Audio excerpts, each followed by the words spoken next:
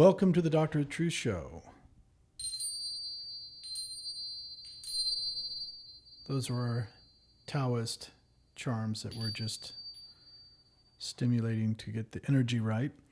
It is Wednesday, November 25th, 2020, the day before Thanksgiving. And what a year we've had so far. What a year for Thanksgiving, in particular for those that have recovered from COVID.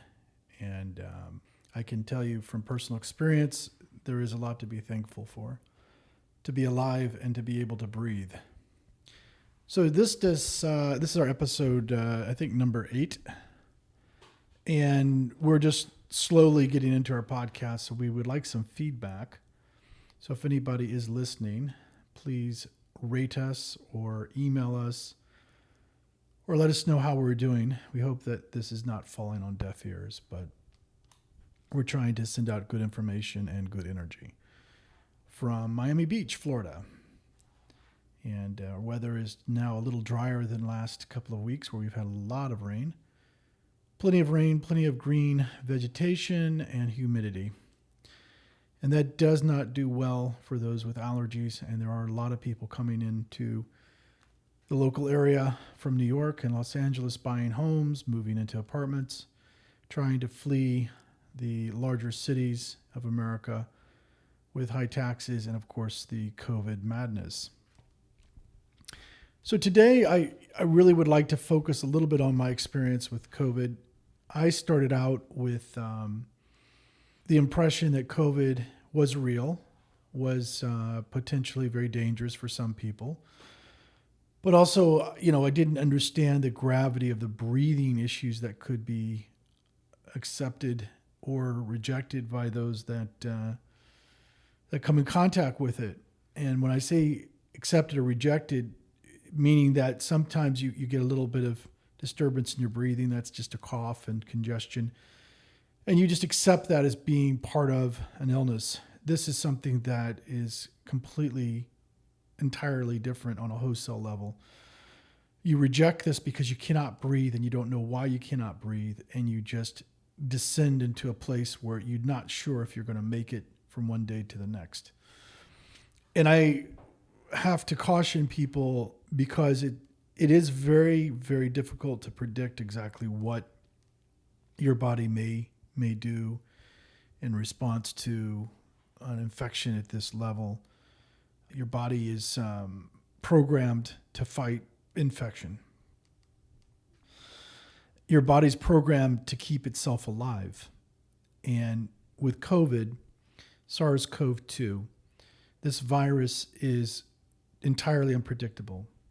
80% of people experience no symptoms, mild or moderate symptoms. We're talking about asymptomatic carriers all the way down to somebody with a small cough, dry cough typically, headache, maybe light body discomfort, backache, joint ache, maybe a temperature that might not exceed 100.4, might be low grade, and they could also have a loss of smell and taste. There is another 20% of people which develop moderate to severe symptoms, and those people typically don't do well. And they have the viral pneumonia that on a CAT scan shows ground glass appearance, crazy paving, which are adhesions that kind of go throughout the lung. They can have atelectasis. They can also have areas of the lung that are just obliterated by the virus. And that was one of those. But the good news is that about half of those people with that 20% recover without any problem, but another half don't. So out of that 20% that do have the moderate to severe, about 6% develop critical and end up in a hospital. And outside of that, there are probably around 3 to 5% that need a lung transplant and they end up dying, or people that just die of a heart attack or stroke because their body just is too stressed to be able to put up with the low oxygen. And the low oxygen is a big issue. You just descend your oxygen saturation to levels that you just can't keep up, and your body needs oxygen to function. So if it can't get oxygen, it's just not going to work. And the heart and the lungs work together to pump that oxygen around, and the lungs are not able to take oxygen out of atmosphere because of the virus, causes a disassociation of the oxygen from the hemoglobin. It's a very complex biochemical relationship, but needless to say, you can't get oxygen no matter how badly you try. If you breathe hard, you try to even use oxygen, sometimes it's not effective. So you have to kind of ride it out.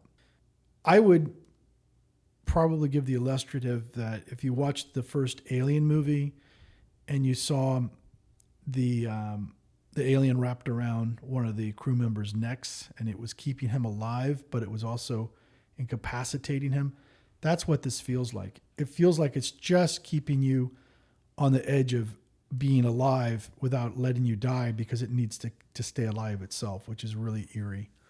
But that's how it feels, because you don't really feel like you're not able to breathe because it's called happy hypoxia. So your saturations are low, but you don't feel that bad. And it's misleading because you could actually end up going to a saturation level that would impair your heart or your brain and cause a stroke or heart attack. So moving on from that, I would say that now we're in a kind of a unique period where we have a second wave or a higher number of people that are developing COVID, in particular Miami, but I think across the country, even in Montana, they're having a spike. And that spike is leading people back into the hospital, back into the ICU, and people are dying. And they have a number of people dying throughout the country, which is sad. And the expectation is by December, we might have 300,000 people that have passed because of this illness. But remember, there's probably another million or two that are incapacitated because of what this does to the lungs. And I don't know if you can tell, but I'm breathing a little bit differently than I normally would because it's harder for me to speak because I'm not getting oxygen. And I'm still suffering from this after 35 days from my first early experience with fever. And I did get a high fever at the beginning of the infection at 102.7. So that 39.4, I believe, in Celsius, but that would set off enough immune factors throughout the body that might have contributed to the changes in the lung. So what, beyond some of what we know with COVID right now, how do we project out what this is going to look like? Well, now they just released information about a vaccine. Actually, there are 5 vaccines that we know of. There's the Chinese vaccine, which I'm sure everyone wants. There's the Sputnik 5, which is the Russian vaccine. And then we have the Pfizer vaccine, the AstraZeneca vaccine, and we have a German component of that vaccine. And then we also have the Moderna vaccine. So there are a number of vaccines that are becoming more available and probably will be available for the general public, I would think, by December. And when I say available, there's probably a lottery for these vaccines, or there will be designation for certain groups, in particular elderly or healthcare workers, that will have access to the vaccine before the general public. Some people have asked me about the flu. I spoke to a Mayo Clinic pulmonologist from Jacksonville, Florida, Dr. Haddad. And Dr. Haddad had implied that we might see a double whammy with the flu. Right now, we're just moving into flu season, so we don't really know yet. But flu season typically starts at the end of November, beginning December, and really starts to get going after Christmas. And January and February are kind of the peak months for flu. So we'll have to see. But someone like me who's already been invaded with COVID and had lung damage, I'm not one person that would want to get the flu at this point. Definitely not. So I think people have to be aware that there could be concomitant infection, whether it be a regular cold, as people are traveling and they pass viruses around. Kids are back in school and passing viruses to parents and to themselves. Then you also have the flu and people, international travelers, in particular from Asia, minor Asia, Europe, And of course, transatlantic flight, there's going to be quite a lot of flu that will be introduced into the mix. So that's one element. The other element is that we don't know what the vaccine might do to preempt the immune system or to perturb it. We don't know if the immune system could be hyper accelerated by the vaccine. And if you do come in contact with COVID or a mutated version of COVID, because there are a lot of different mutations, there potentially could be a problem with developing a cytokine storm from that previous exposure to antibodies from the vaccine, or developing antibodies from the antigen from the vaccine, more specifically. So that's something that we have to be very cognizant of, and also the side effects of the vaccine, and there are some side effects. So that's another aspect that we talked about. And then thirdly, the pulmonary unit at Mayo Clinic does lung transplants, and they're seeing an uptick in that request because of COVID, because of the damage it does to the lungs.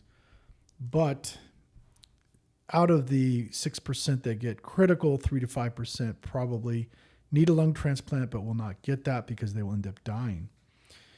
So that's not talked about, but it is a real phenomenon. So we're talking about both lungs being destroyed by a virus that does not cause you to have a cough, and that you may not even know it's in your lungs because it doesn't trigger a normal lung response. It's almost as if it masquerades as if you had really just a slight tickle in your throat while it's doing the damage. So it is very much a very scary thought to have. And I can tell you from personal experience, it is terrifying. Now, as far as the masks go, I'm going to move to a subject that I think people really have a hard time with. The masks that people wear, or bandanas, or whatever that they put on their face, the only point behind having that on your face is that when you speak, you create spittle. You create a plume of spittle that contains potentially virus if you're asymptomatic or you're symptomatic. And you're going to shoot that around a room. You're going to shoot that around a group of people if they're in that room and you're speaking to them. So the mask prevents that spittle from becoming aerosolized, from becoming airborne. And that's really the only true reason to wear a mask. So if you're speaking and you're around a group of people, you're going to create spittle, and that's going to end up probably in their throat, face, or lungs. If you're infected with the virus, that may infect them. So if you're wearing a mask and you don't even know you're infected, you're asymptomatic and you're a carrier, it very well may be that you save somebody's life by wearing the mask because you're not going to get them infected.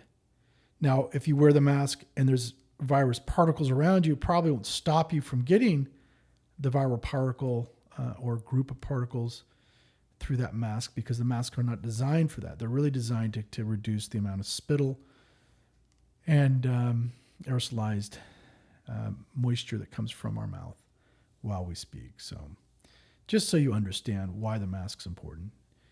Some people choose not to wear them because it's a sign of solidarity for freedom or other moral imperatives, but the science is really about protecting others if you are asymptomatic and you don't know you're sick from potentially transmission of virus. Face masks, glasses, and other things that you could wear, eye shields, those help, but obviously the key is what comes out of the throat, back of the throat, in particular where the virus likes to replicate. So that's a nice little compendium of information. I do believe that there are some very advanced treatments coming in therapeutics, and I can tell you one of them is called methylene blue. And on our next talk, I will explain exactly how methylene blue works. And I can tell you from personal experience, it worked for me. And I really tried everything that I possibly could to keep myself going, and that really did make a big difference for me. So we'll talk about that on the next show. But as I mentioned, if you do have any comments or questions, please reach out to us, 305-672-4733. You can also email clinic at hallongevity with 2Ls.com. And we really appreciate any input that you might give us. So we wish you a very happy and safe Thanksgiving, and please stay aware of what you need to do to protect yourself from being infected. And we wish you the best. Have a great holiday.